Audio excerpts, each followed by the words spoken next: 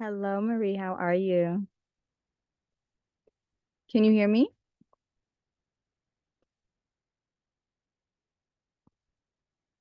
Mute. There we Hello. Hello, everyone. Let's give a few minutes for everybody to get logged in. Hi, Simone. are you? Good. Good. Okay, we had technical difficulties this morning, so I'm giving honor to God that we do not this afternoon, evening, wherever y'all are, whatever time zone you're in. I'm always Yeah. like, whenever Mercury is in retrograde, we have to expect some technological problems. Oh, I was like, oh Lord. Well, I am so excited to have you guys join us this evening, and I'm even more excited to have Simone join us. I'm just going to dive right in because I know you all are burning with your questions. But first, let me just ground us in who Simone is. She is a highly accomplished IBCLC, and if that doesn't, those little acronyms don't mean anything to you, let me tell you what that means. But for over a decade, Simone Toomer has provided support for expectant and postpartum families. As a mother, doula, International Board Certified Lactation Consultant, which is what IBCLC stands for, and childbirth and infant sleep educator. She's an advocate for holistic care. She also mentors doulas and has recently taken the role of a perinatal business consultant. It was after her empowering natural birth experience, supported by her doula and partner, that she transitioned her energy into becoming a certified birth and postpartum doula, as well as childbirth educator and mentor for Doula Trainings International. Simone is involved in community parenting support groups like the latch League, as well as the Charlotte chapter of Chocolate Milk Cafe. Her commitment extends to mentoring aspiring doulas and lactation consultants, which exemplifies her impactful contributions to maternal and infant well-being. So without further ado, it's my pleasure as the founder and chief operating officer, what do they call it? Chief bottle washer of Birthing the Magic, to introduce Simone Toomer. So Simone, the floor is yours. Hello, good evening, everybody. I am excited to be here. I'm excited to be here on the first day of celebrating and honoring Black Breastfeeding Week, and we know how much that matters in our community. And we know how much moments like this, when you're able to get your questions answered, whether you're pregnant or postpartum and going through your own nursing journey, how that really edifies you, right? Affirms you, and also allows you to further your journey and reach your goals. So I'm here for any questions that might be coming up. Thank you, Simone. So team, our group, feel free to drop your questions in the chat. And the one thing we'd love to know is where you're joining us from. I am joining you from sunny and very, very hot Scottsdale, Arizona. We'd also like to know if you are a new mom or parent, birthing person, or if you're expecting. And if you've got questions, drop those in the Q&A or the chat and we'll get started. I have one that came up recently this week with a group of mamas, and they were having this fierce debate about which I have to confess, I've had a couple of decades in this arena, and I've not heard it phrased this way, but they were calling it the 333 and the 444, and I'm like, what? Yes, It was all around storage of breast milk. So can we start there we while definitely the can. audience is typing in their questions? No, for sure. And it is a big debate, right? And I also say, like, there's no one size fit all. So what you will find is if a parent is coming out of the hospital, most of the time they are given a very conservative guideline in regards to milk storage, as in 444. So fresh pumped milk out for 4 hours at room temperature, in the refrigerator 4 days, and in the freezer 4 months. And we often see this, hospitals are going to give you the most conservative because they don't, if anything happens to your baby, that's not good. But also in the community for preemie or immune compromised babies. What I often say is, your environment, right? Breast milk is so beautiful, right? We call it a live food, that it has properties that really protects it. So you can even sometimes, let's say you have the AC running, right? Your house is cool. You can push it to about 5 to 6 hours. So I often say 4 to 6 hours, right? For the refrigerator, we always want to keep it in the back of the refrigerator, not on the door where you're opening and closing and letting that cold air come out. And you could also do about 5 to 6 days. And in the freezer, also up to 6 months. In a deep freezer, even up to a year. Oh, thank you. Yes. And forgive me if I start typing. I'm going to start writing instead of typing. I had to remind myself, you may hear me clacking. Let's back a moment, because one of the things that we often hear, and I'm assuming that everybody on the call is aware of the benefits of breastfeeding, but that may not be the case, right? Because I'll tell, and my mother is no longer here, so I won't embarrass her. But when I gave birth to my daughter, my mother was like, she basically said, if that boy can't afford to take care of you and that child, why y'all having a baby? Because I was nursing and we weren't buying formula, right? And in her generation, formula was what you fed your baby if you were an affluent family and had arrived, right? And I was surprised recently when I saw on social media where a young mom said one of her friends basically chastised her in a very similar manner. And I'm like, ooh, I'm telling my age now, that was 4 decades ago. Over ago that my mother said that to me. And so people still have that mindset. So let's ground ourselves, if we could, Simone, on what are the benefits of breastfeeding.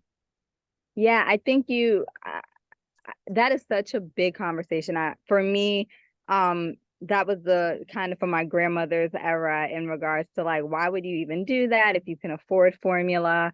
Do it, right? And I think we've come into an era, unfortunately, where we just look at the breast milk, right? And we're looking at it, of course, at all its benefits, but we're not also looking at the relationship and the dynamics between the nursing parent and the baby, right? So we know that breast milk is a live food. It boosts the immune system of your baby. It is a live food in the sense that every day it changes for your baby's needs. So whether that is more fat content, your baby's teething, so natural, painkillers in your milk. For those who have history of cancer in their family, it reduces your risk of cancer. We often see bone structure stronger after you wean, right? My mom joked and said, I lost a tooth with all you kids. But what we find is once you wean, your body kind of boosts your vitamin D levels and your bones become stronger. So it reduces your risk of osteoporosis. I think at this point, the science is so wide that we really do not know the extent of all the benefits to milk, from immune system and antibodies. You're passing it along to your baby. And I think we also need to honor the bonding relationship in that too, right? We've gotten so hooked up sometimes on, oh my gosh, I have to do this, I have to get this, and as opposed to just like, let's bond and cherish this moment we have with our little one. That's an excellent point. That's an excellent point. And I guess, full disclosure, as someone who spent many, many years working for an infant formula company, one of the things that I always recognize and think that we should pay homage to is that formula companies spend a significant percent of their budget trying to mimic breast milk. And at any given time, you'll see new formulations come out where they have ingredients that are closer to breast milk. So if it is the gold standard, if we have the capability as the birthing person to give your child that gold standard. Now, a question that came up, or that's in the chat, is that I think is one that we should give a moment to, is, can you breastfeed with implants? That's a great question. You can. right? And I always tell parents any type of breast surgery, whether a reduction or implants, you can breastfeed. However, we do not know um, to what extent your milk supply will be, right? I always ask what type of incision it was, where the nipples removed, was it under the muscle? That always determines if milk ducts were severed. And also with implants specifically, we often ask why were the implants, like what was that decision, right? Was it um to have a certain look? Were breasts not proportionate in size, right? That gives us insight to the development of the breast tissue, right? And sometimes once we get those answers, we could kind of gauge your milk production, because if implants were given because breast tissue were underdeveloped or they're disproportionate, then we could look at the development of the breast tissue and gauge how that supply might not be 100%. But I always say you never know until you try, right? So you gotta give it your all, and then we could determine what other ways to nourish your baby if there is need to supplement. Great. Yeah, I hope that answers the question. Another one that comes up is are there things that you can do during your pregnancy to have a better breastfeeding experience? Yeah, 100%. That's a great question. Old school would be like toughen those nipples up, right? But the reality is there shouldn't be ideally no pain or discomfort. There's a learning curve, but we do know that prenatal education really allows people to feel empowered and equipped to start their nursing journey. So taking a prenatal education class, right, lactation class, can really set that foundation for you. And then getting support after, your local lactation consultants, your WIC peer counselors, your chocolate milk cafe facilitators, that will allow you to, be supported to see your goals through. So I think we need to say that louder for those in the back, because Yeah. so often I think we see, and not an indictment, that we start looking for our lactation support after the baby's born, right? Yes. And we start to, maybe we had the consultation with the lactation support in the hospital, Mm-hmm. and we come home and it's not quite going as needed. And then we see that mom will reach out and say, hey, can you refer me to someone? And so what I'm hearing you say is we really should have, just like we're looking and interviewing that pediatrician. And if you guys aren't, let me put a pin there and say you should be interviewing the pediatrician before you have the baby. And just like you're looking for that pediatrician before the baby's born, just like you're having hopefully you're interviewing and finding a doula to support your birth journey, we should have that relationship with a lactation expert then as well. Yes, 100%. I think we get so focused on the birth, we tend not to remember we're going to come home with a baby and have to survive that too, right? And so we're like doula, birth plan, OB, midwife, and then it's like, wait, I have a baby, now what, right? And so it's really important to build that relationship. And I always say at 2 o'clock, you do not want to be Googling 2 a.m. in the morning, oh my gosh, a lactation consultant, So really the same way you write out your birth plan, it's really nice to write out a postpartum plan and who are the important parts of your support system. Oh, I love that. I thought we had a wonderful conversation with a group of fathers for our Father's Day program. And this brilliant theologian talked about, he feels very strongly we should have rituals, that we have rituals for so many things in our society. We have a ritual for getting married. We plan our wedding years in advance, right? But he said so often in our society, we wing having a baby. And why do we wing bringing a tiny human into this world? Yeah. And that with the same care and diligence that we picked out our invitation and had the tastings for the cake and all this other stuff, why are we not putting that level of attention to bringing little person into our family? And so part of that ritual, from what I hear you saying, Simone, should be having that relationship with an IBCLC and talking about how I feed them and what does that look like, right? And so I love this. I love this. And what should go into my postpartum plan? What should go into my breastfeeding plan? Yes. Someone who knows your history prior, right? Your medical history, any surgeries, any medications you're on that could kind of tailor your plan so individual. The same way I'm saying, you often say your birth plan is individual. Everyone should be treated as an individual in their goals. The same for your breastfeeding journey, whether that's combo feeding, exclusively breastfeeding.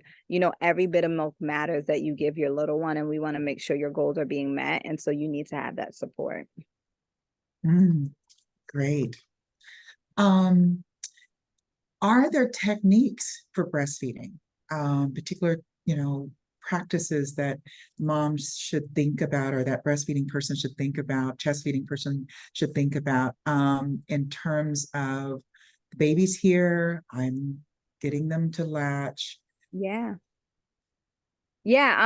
Positioning is key, right? We know all the football hold and cross cradle. We really want a good deep latch. We often hear parents talk about the discomfort with nursing shallow latches, which is all about, how the mouth is getting onto that nipple. So when we talk about techniques, it's really tummy to tummy, skin to skin, holding that baby close, also being very relaxed, right? We tend to bring our babies up to, us to our babies and hunch over, but you really want to just be calm and relax. Hydration, right? Anytime you are nursing or pumping, you got your favorite thermos next to you, drinking water, coconut water, tea. Hydration is really key, as well as just replenishing yourself. You're nourishing a baby, so you need to be nourished yourself. That's Now I have one that I'm my dearest says I play a doctor on TV because I'm always reading.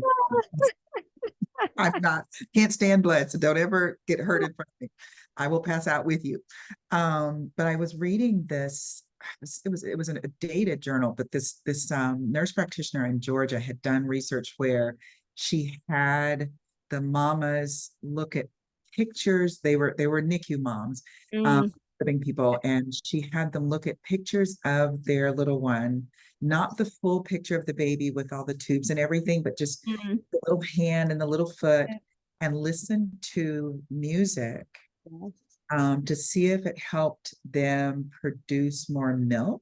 And her initial results showed that it did. And I'm putting it out there for anybody that y'all need to. I've got her name, but I couldn't find contact information. I would love that we should do one where mamas try this. Look at pictures of your baby. Don't go on social media where you're looking at all these mamas that are teeny tiny and they're bouncing back, and then that stresses you out. Yes. But look at little pictures of your little one, right? And listen to whatever that music is, and see if you get more milk with that pumping than the one when you're looking at, whomever in their cute little outfit. But that's one of the thoughts. Transitioning, childbirth educator, and she says, I often hear concerns around not making enough milk. What are some affirmative action mamas can take to know that they're enough and that they're making enough? Yes. So this is such a tricky question. And for me as a doula, a mom, and Elsie, I think we live in a world where we're already shortchanging ourselves. I think we approach birth just straight out the gate. What if I can't have the birth I want? What if my body fails me? And so I think there is a lack sometimes of confidence in that we can nourish and sustain our baby 100%. And so going back to that prenatal class, right? How do you know baby's getting enough? We're looking at diaper count. We're making sure baby is back to birth weight by 2 weeks, right? There are certain markers of weight gain and poops and pees that we want in the first couple of weeks. Usually after a baby, you're at the pediatrician day 1 to 2 after discharge, week 1, week 2, 1 month, 2 months, and so on. So these markers of weight gain is really great. You often can feel your breast change in size. Day 3 to 5, your milk starts to transition from colostrum to transitional milk. So, oh my gosh, my breasts are bigger. My chest area, it's a little sore. It's a little tender. That lets us know your body's doing something. Changes in pregnancy let us know that too, right? Has your areola gotten darker? Have your nipples gotten bigger? So as a lactation consultant, we ask those questions prenatally, even to know that your body is doing the changes to get that milk flowing. So once again, prenatal education, poops and pees, weight gain. I mean, I think even sometimes all of those boxes can be checked and we're like, oh my gosh, is it working out? You know? And so I just think a community is really important. That village, we're not meant to do this alone. Unfortunately, many of us are away from our family, but a sister, girlfriend, auntie that could be like, you're doing so great. Look at those rolls on your little one, right? And if something is going differently, getting that support to get you on the track for your goals.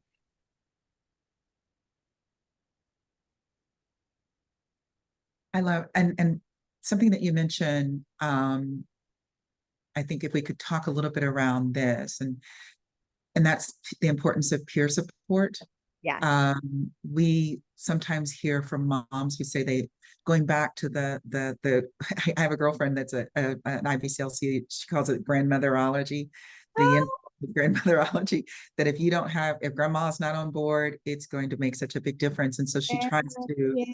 coach, right, the whole, whether it's my grandma and the partner, the importance of peer support. So do you, when you're consulting with your clients, how do you talk to them about how they talk to their partner who may not be supportive, or the Yeah. grandmother that what's some term, can you give us some language that we can share? Yeah, so ideally, a partner is coming to a lactation class with the expecting parent prenatally, right? To know what to expect, to get their questions answered, right?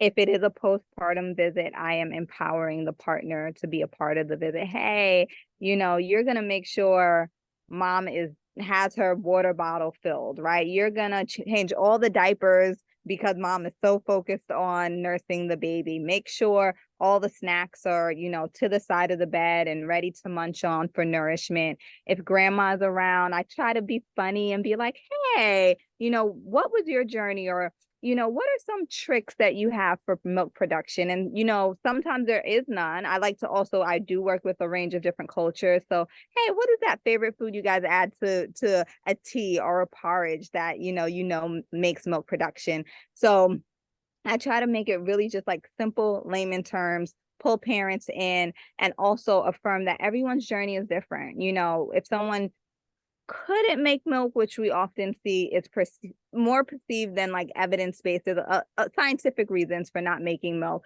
but very much kind of pulling everyone in to know what to expect in those beginning days, know that bottle fed babies with formula is very different from nursing babies, right? But at the end of the day, we need to respond to our babies. It's normal for our babies to cry as a way to get our attention. That's the only way they talk to us, right?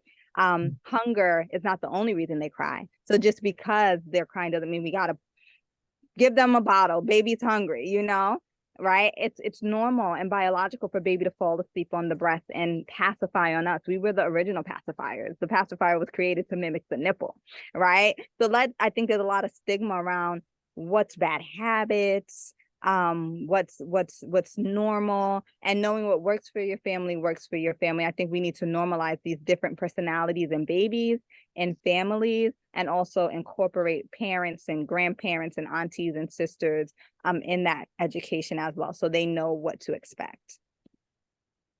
That's great. That is great. And one thing you mentioned is a perfect transition to one of the questions that came in, and that's about teas. When you are expecting, should you start drinking mother's milk tea? No. There is no need, right? If you find the flavor good, it tastes a little bit like licorice. But once again, that goes back into the idea of my body is not enough. I need to do something to ensure that it produces what it needs to produce. And so first and foremost, milk production is supply and demand. The more one nurses, the more your breasts are drained, the more milk you make, right? And so we find there is no harm in doing the teas and the bars, but with proper drainage and stimulation of your milk supply, with a baby with an efficient, deep suckle and latch, or if you need to pumping too, you make enough milk. And so those other things are just bonuses, as well as it's not truly evidence-based, but there are a lot of cultural practices to add nourishment to your milk, add nourishment to your body, which in then, lack of stress, you feel more calm, more relaxed, you make more milk. Love that. More practical question here. How do you know, and this is one of those where like we hear it a lot. And I'm a Southern girl, but then I had to lose the Southern accent. So there are some words I cannot pronounce. How do you know if you have the right flanges? Flange size. Yes, yes. And many of my clients realize after birth that that what they have does not work for them, and it often discourages them. Yeah, it's so funny because most pump companies send a size 24 or maybe 27, 28, right? And the hospitals tend to have 24. And what we're finding nowadays is a lot of people are smaller than like the standard size. What is standard? Who is the standard to, right? So what we find is once you start pumping, you do see if your areola sucks in to the flange, and that means it's too big. If there's friction and rubbing around the nipple, it's too small, and you have to be sized for the proper flange and often have to order that outside of what your pump company sent you. And there's not like a trial. They don't have like little trial packs or anything of them, do they? Because I hear There are now nipple rulers where you can measure the millimeter of your nipple, right? But oftentimes our breasts change so much, when we start lactating, and we don't know how it's going to stretch or widen or so forth. So the best bet is to see how it fits within the flange. Ah, that's interesting. Okay, so nipple rulers. Next question is,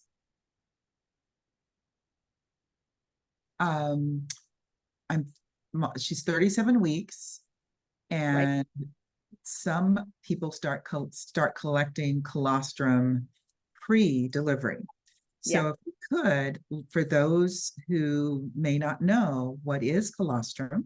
And what is its value? And then if we could answer that question. Sure. So colostrum, we actually all have colostrum from our second trimester. We start making colostrum around 16 weeks, right? So we often hear the term, my milk didn't come in, I had to supplement, but the reality is colostrum is that first milk, often referred to as liquid gold. It is thick and tinged in a bright yellow because it's built with so many immune boosting systems, things in it. And colostrum lasts until about day 3, right? Day 3 to 5, our milk starts to transition. But what I say about collecting it is, for those who are higher risk and have a higher chance of being separated from their baby, this is a great way to go to the hospital with colostrum to reduce the chance of needing supplements and to be able to give your own milk to your baby in addition to the formula or donor milk if needed. Not all people need to do this. I've seen a rise in it over the past couple of years. There's no harm for sure, but it definitely can help bridge that gap if there's need for separation, jaundice, babies under light, anything like that. And if there is risk of preterm labor, talk to your doctor, because stimulation of the nipples do lead to contractions. So. So you may not want to do that. Too early. Exactly. 37 weeks, you could get the pot started, doing a little something, but yes. Definitely not at like 32, 33, 34. Yes. Don't do that, y'all. Even if you're uncomfortable and you think you want that baby to come, we don't want him to come that soon. And what were we going to say about the colostrum? And then can we talk about volume of colostrum? Because that tends to be for some moms too, right? That's a big thing. On TV, we often see these big bottles given to babies, 6, 7, 8 ounces. The reality is your newborn's tummy is the size of a marble. On that first 24 hours, they are eating a teaspoon at a time, maybe 2 teaspoons. And as you go to the days 3, 4, and 5, maybe it's gone to about the size of a cherry, a ping pong ball, right? And by 2 weeks, it's the size of an egg, their tummy, right? So these measurements are teaspoons to just about 15 milliliters, then an ounce to about 2 to 3 ounces at 2 to 3 weeks. So definitely your baby coming straight out of your tummy. They've been inside eating to some degree, right? For the last 9 to 10 months, they do not need these big bottles. They're not going to drink 2, 3 ounces on those first couple of days. Oh, I love that. And speaking of love, I love this question, Priya. Yes, I always, what is a better way to collect colostrum? So we're 37 weeks now, we're 38 weeks. Yes. What spoons or syringes? Yeah, those are both great tools. When I used to work in the hospital, moms used to hand express into spoons and spoon feed their baby. When it comes to collecting, you can do from the spoon and use a syringe and save that and bring that to the hospital. So it's almost like a hybrid. Yes, yes, yes, Okay. yes, yes, And we want to make sure that it's a thoroughly clean spoon, right? And a thoroughly clean syringe. absolutely. Yeah. So most of the time, I would say like a syringe straight out of the packet, right? You're using that to store. Um, Let me make sure I'm kind of, you guys have got the questions going fast and furious. Let's go over here. Are you able to relactate? And I know this was a hot button question a year or so ago when we had the formula supply issues. Are you able to relactate after a while of not breastfeeding? If so, how? Yeah, no, that's a great question. Like you said, during that formula shortage, I think everyone was like, oh my gosh, my milk supply. Yes, you can relactate. The amount of time you have not been nursing for or lactating for will determine how long it takes to lactate, but your body is smart, right? Your body has done this before, so there's a bit of muscle memory to that. And so that often takes pumping and stimulation to get things going. Some people might even take certain hormones to mimic pregnancy in order to get that hormonal foundation kind of stimulated again, but you definitely can relactate.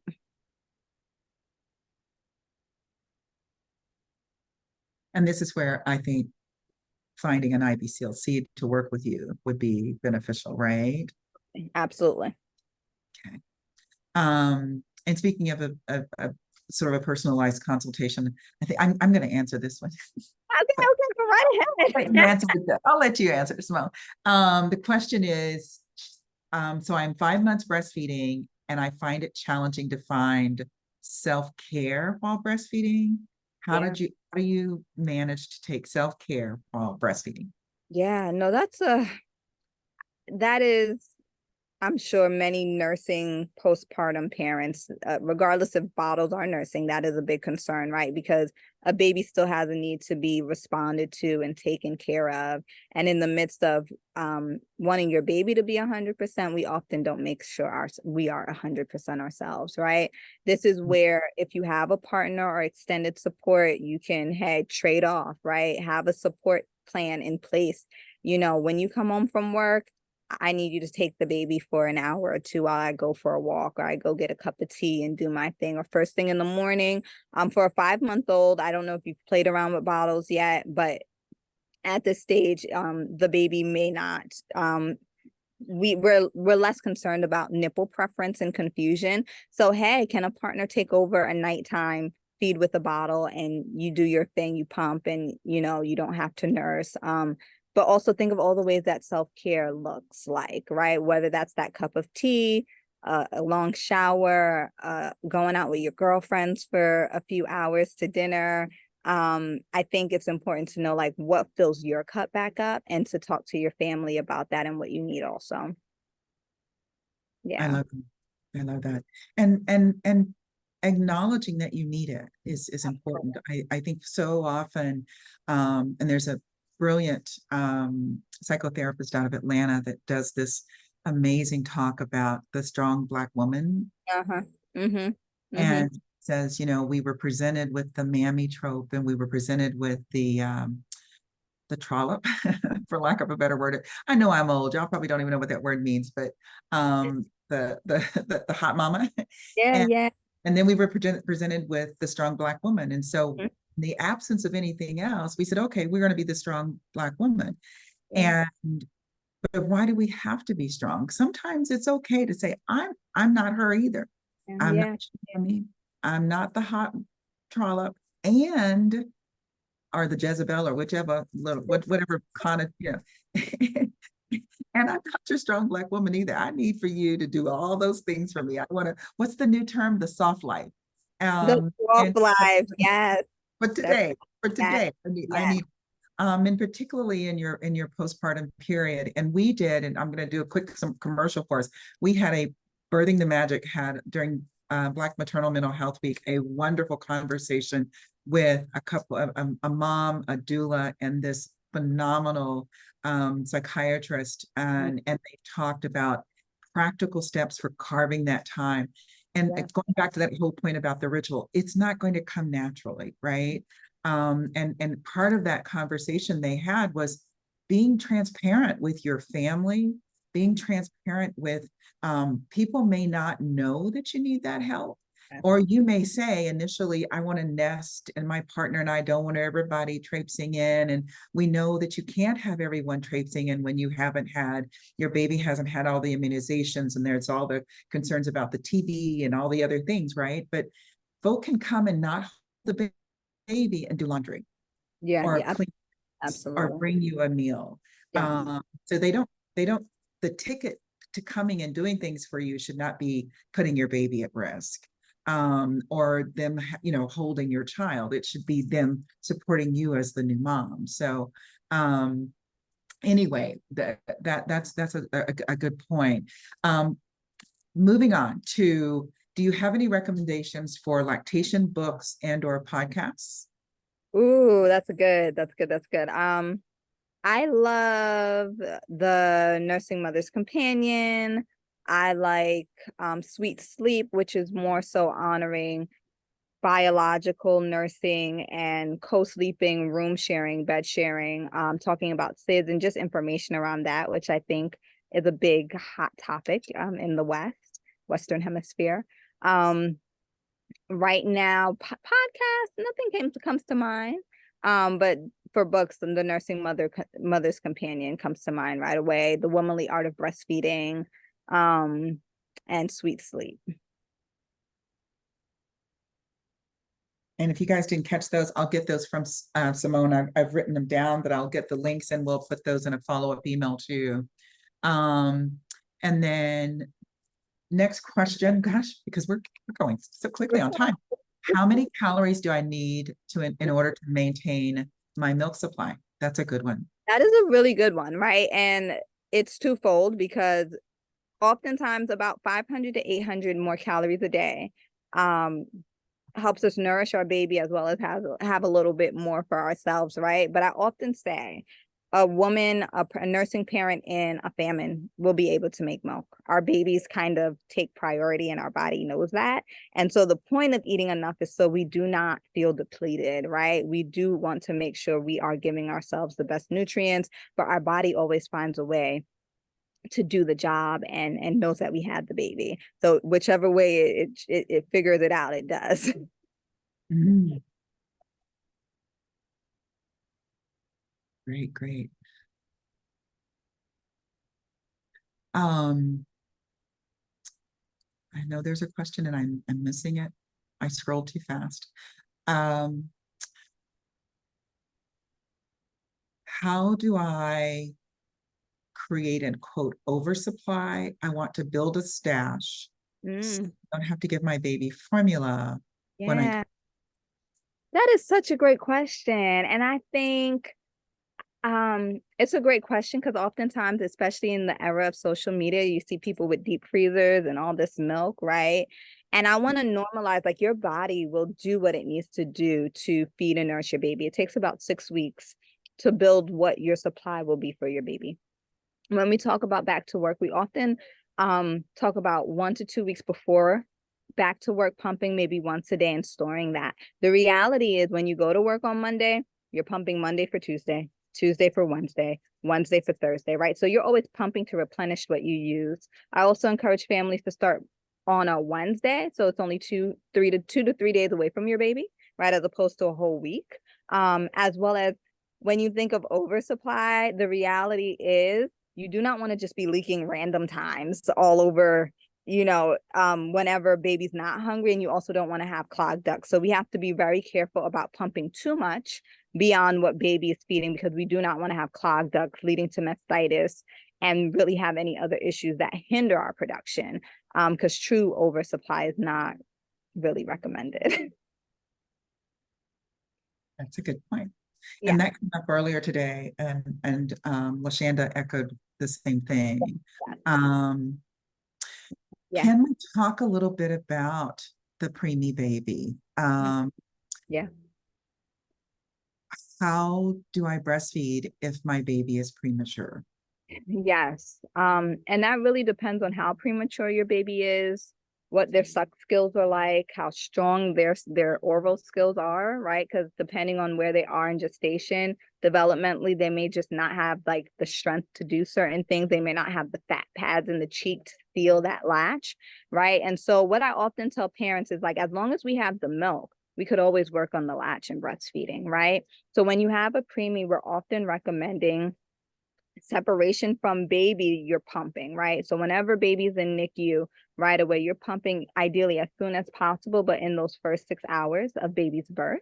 And then you're staying on a pretty regimented schedule of every 3 hours, pumping for 15 to 20 minutes with a hospital grade pump, because that's the pump that's going to do the best for your milk supply. And you can give that to your baby. And in the NICU, they're assessing baby's vitals and sucking skills in order to guide you in when to latch baby, right? Outside of that, you're doing tons of kangaroo care, skin to skin, holding your baby, cuddling your baby, smelling your baby. Going back to those videos Marie said, right? If baby's in NICU and you're going home when you're pumping, you're listening to your baby cry. You're watching your baby, videos and pictures, because that increases your oxytocin, which helps your milk production.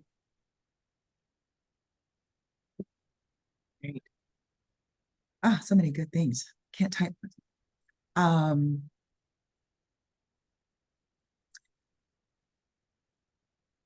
What is the best time to pump? Hey, yes. So oftentimes we look at pumping and what are the goals. Pumping, we find milk supply and hormones to be highest in the morning. So if someone is wanting to give a nighttime bottle, it may be good to pump right after the morning feed and store that accordingly, or use a haka and collect the leakage and store that. However, when it comes to bottles, we're often saying pump for those bottles. So when you're giving a bottle, you're pumping during that time, so your body still knows you're feeding the baby, although the baby's not feeding from you at that time. Now, is it true or false? Your breast milk, chest milk, human milk changes through I've heard it changes through the course of the baby's aging, right? From colostrum to mature milk or whatever. Yes. Does it change throughout the course of the day as well? Absolutely. Yes. Nighttime milk has melatonin in it, right? To help your baby fall asleep. When your baby's teething, it has natural painkillers. You see babies nurse more, right? And cluster feed more for comfort and for soothing. When babies are sick and they may not be nursing a lot, your milk will change to possibly have higher fat, So when they do eat, it's doing what it needs to do. So going back to it being a live food, it literally every day is changing. Magical. Yes. So, what is the ideal time to consider weaning? And what are the tips to help with weaning? Yeah, another good question. All these questions are so great. We have to honor that lactation nursing is a relationship between the parent and the baby. Nobody can tell you when you should wean, as long as it's not medical and any concern with medications or interference like that. The World Health Organization and the CDC says up to 2 years of providing your milk to baby. I do think that the World Health Organization was always 2 years. The CDC here in the States was one up until last year. And I think with COVID, we've seen the magic and the power of breast milk in protecting our babies. And so they increased it to 2 years. Many people, we recommend 6 months and then adding in solids, right? Depending on baby's readiness, but there's never not a benefit to giving your milk, right? And so that is a decision you have to make for yourself regarding back to work or your comfort levels. And so for some people, wean in the day and only do morning and nighttime feeds for that relationship, especially if they're back to work. But that is definitely something that we recommend for you to sit and think about for yourself and what that looks like for you and your baby.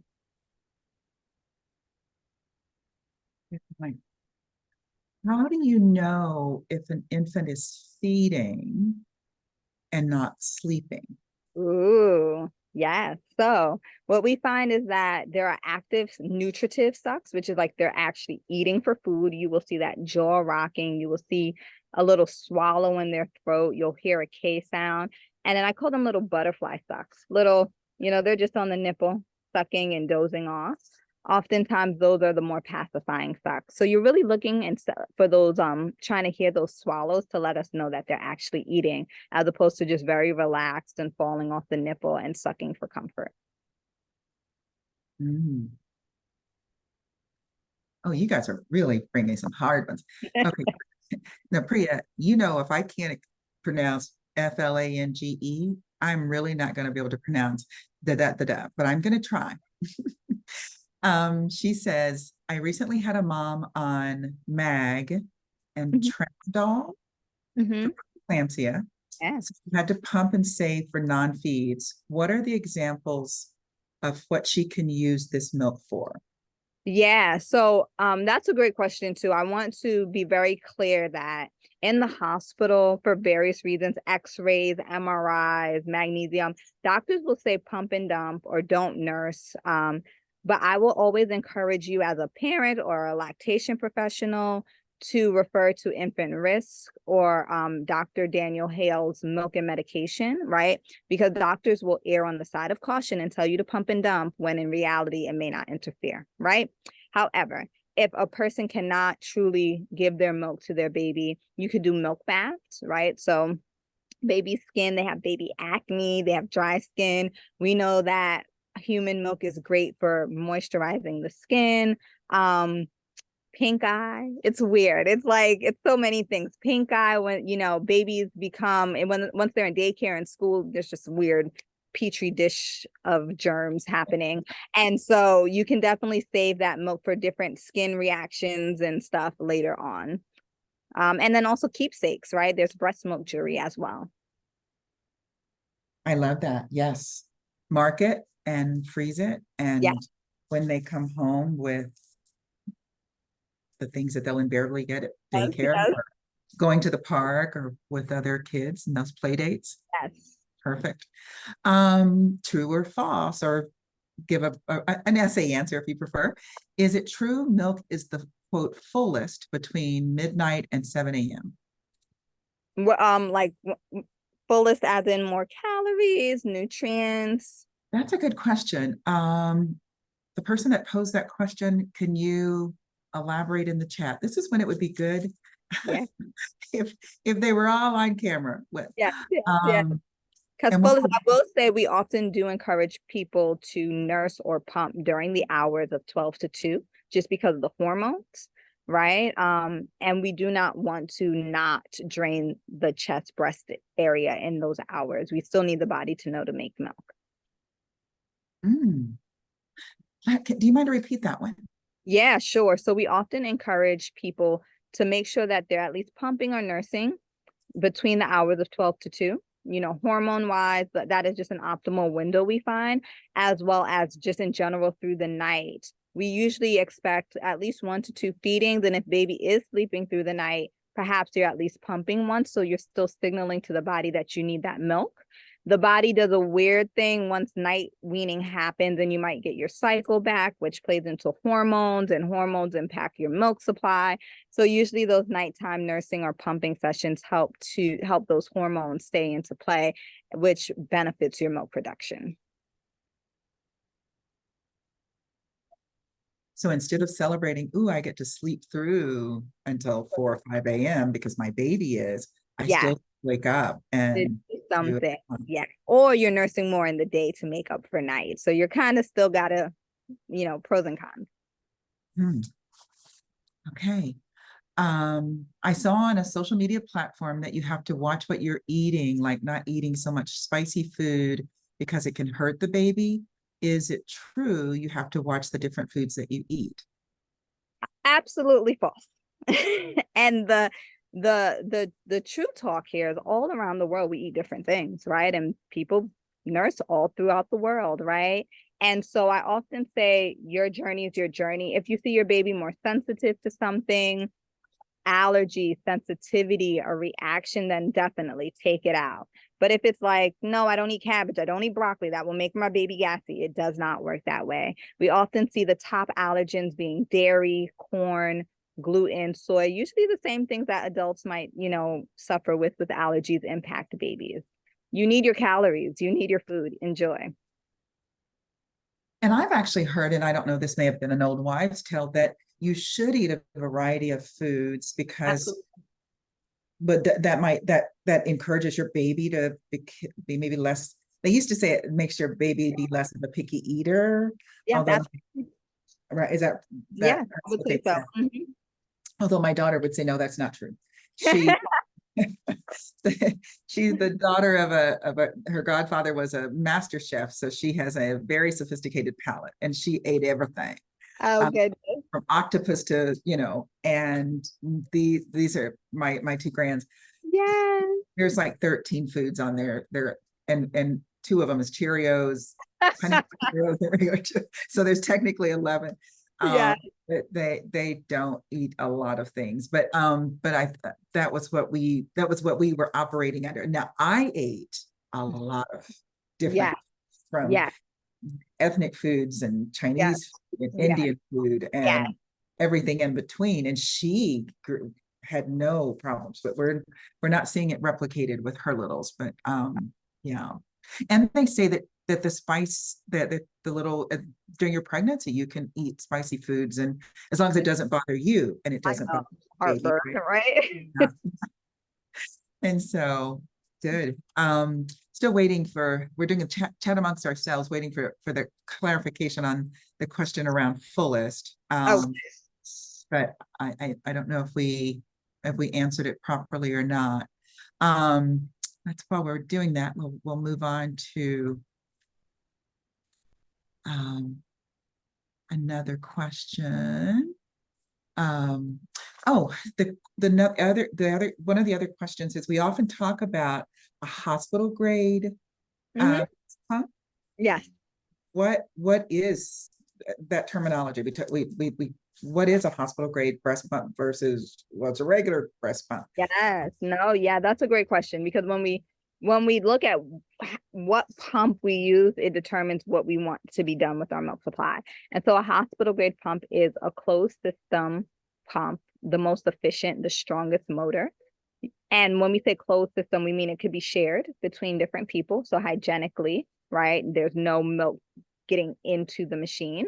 And hospitals have it for NICU babies, right? For parents who need to pump and they need to bring in their milk supply, and baby's not able to latch, or baby's not efficient at the breast. Then we have our electric pumps, which insurance gives, your Spectra, your Medellas, right? Your pumping styles. Those are, I'm back to work, baby, when we're together, we're nursing. When I'm at work, we're pumping, right? And then you have your handheld pumps, like your Medella, your handheld, like a lever pump. And that's more so, I'm going on a date night, I'm just throwing this in my bag, and if I get a little uncomfortable, I'll pump. Okay. Yeah. And then while we're on this subject, it is standard policy that when I go to the hospital, they will give me a pump, or do I bring my pump with me? Yeah, that's a great question, because ideally, if you did need a pump, the theory is, most hospitals are going baby friendly. They have lactation consultants to see you and support you in those 2 to 3 days that you're there. You don't need a pump, right? However, if there is separation, all hospitals will have a hospital grade pump. There is no need to bring one. And then once you are home, then you use your pump as you want to. Okay, so the expectation should be that they will give, that I should not bring my pump with, and Yes, that the if hospital will provide. if you need it, yes. Okay. And then the next question is, generally speaking, how frequently should I be breastfeeding, chest feeding the little one? Yeah, and so this is all the questions have been so good, right? We often recommend nursing on demand, right? In those first 6 weeks, like I said, your milk supply is being established. So however often you pump, or feed, that is what your body's going to know to make. So think of 8 times in 24 hours being a magic goal, magic number to reach, right? Which puts it just about every 3 hours. But if your baby is cluster feeding, that might be every 1.5 hours, every 2 hours, right? There's a 2-week growth spurt, a 4-week growth spurt, a 6-week growth spurt. They're growing really fast in those first couple of months. And so we really don't look at a schedule. Your baby is not a clock. And so we respond to their feeding cues, fingers in the mouth, smacking of the lips, rooting and bobbing, looking for a nipple to latch on, and we feed them. And then as they get older, you may notice them being able to go longer stretches in between feeds. And that's where that term cue-based feeding comes in. We'll probably Exactly. Yes. Okay. Okay. Let's see. Oh, this is a good one. I know this is a big debatable one. Is caffeine okay when breastfeeding? It is. It is. You know, I often say everything in moderation. I might drink caffeine and notice my baby's jittery. You might drink it and be like totally fine, right? We often say 1 cup a day won't hurt, but everything in moderation. And what about the occasional glass of wine? Ooh, that's what it was gonna be. I'm very much Friday like, afternoon. We may as well. you know, never pump and dump. So the concern with alcohol, I always joke, I say vodka is different from wine, right? But also the concern is how inebriated you are. How do you feel to take care of your baby? So it's not a matter of your baby getting alcohol through your milk, but can you stand up straight? Can you hold your baby? Can you take care of your baby? And if not, then you should not be nursing because there's risk of falling asleep, rolling over baby, and so forth. We also know alcohol does not metabolize immediately in our body. So if we nursed and drank right after, more than likely in 2 hours, it will be out of your system already. Good one. Gosh, we're running out of time. We could talk all night, Simone. I know. Okay. Hold on. Oh, okay, this may be the last one. Do breastfed babies sleep through the night? They can. And the question is, what is sleeping through the night, right? How many hours is that? I personally don't sleep through the night. I twist, I turn, I pull a cover up, right? So I think we also need to change our perception of what is sleeping through the night. Is it 5 hours, 12 hours, right? For a newborn, if they give you a 4-hour stretch, take it and sleep and enjoy it. And if you get longer, lucky you. As long as weight gain is good, there is no need to wake up baby. The concern usually is your discomfort, your supply getting too full. But the true question, I think nowadays, because sleep is such a big topic, is what is truly sleeping through the night? That's a good one. With the caveat of between midnight and 2, you want to do a teeny tiny pump.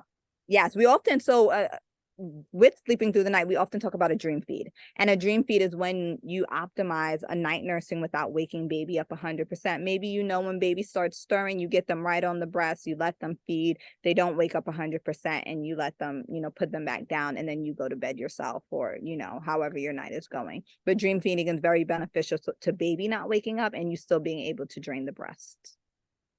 Yay. Well, Simone, I feel like we were on one of those, like, I know. That now, one. for the record, I don't do this. I'm usually behind the cameras. I know LaShanda's on here saying, you weren't even on camera with me, girl. I don't normally do this, but you ask, and I don't know you well enough to say no yet. So, you know, I usually like to do things, but I was like, hey, you are part of the team. Why not pull you in? but I did it. Thank you all for your participation. Thank you, Simone, for your wonderful support of our moms and breastfeeding, birthing people. And I want to officially say, as you know, thank you, LaShanda, for coming on. We acknowledge that we call it breast milk, but for many people, you may call it chest feeding or human milk, and we want to give you space there. Want to give you a teeny tiny commercial for Mondays. First, over the weekend, you've got to go to Chocolate Milk Cafe to see this amazing conversation LaShonda had with this lovely woman who is a grandmother, and she talks about her experiences breastfeeding generations ago. She touches on something that we touched on in terms of how our belief systems and the narrative around Black women and breastfeeding. I won't give it home justice. So just go to the Chocolate Milk Cafe social media, and you'll see the recording. It's beautiful. And then speaking of beautiful, our beautiful LaShonda on Monday will be back with us to talk about who all going to be over there. I'm not saying it properly, but I'm a Southern girl, so I can't say it right.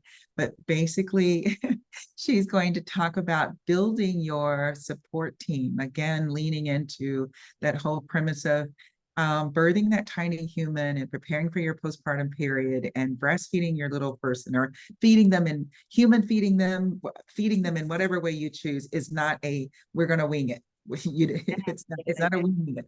And then also recognizing who comes in. As someone who spent 4 decades in the hospital, you can't assume that everyone that runs through and tries to tell you what to do, because girl, it may have been me, and I did not always know what I was talking about. So you need to know who all they are. Ask to see some ID. And make sure that it's someone like Simone or LaShonda, that they're really telling you what you need to do, and that you're getting some good advice. And so tune in on Monday, and they'll talk. LaShonda will give you that sage advice. We will share this recording as soon as Zoom is finished doing all the prettiness with it. And thank you all. And thank you, Leslie, for the compliment. Thank you, Simone and LaShonda. Love you, love you. I wanted to say, I was watching from my phone. I didn't want to pop in. I couldn't pop into my computer because I knew this was going to happen, but I wanted to do it at the end because I wanted to say, I'm so proud of you, Simone. And and if everyone loved this, isn't she great? If everyone loved this, you got to come back Tuesday because it's going to be me and her. Yes. I should do a whole commercial for all the days. My memory's not that long. But yes, we have a program. Actually, my memory can last that long because I can. So Monday, we have who all going to be over there at 8:30 Eastern. We're going to talk to you about, again, building your support team. Tuesday at 8 p.m. Eastern is Simone and LaShonda.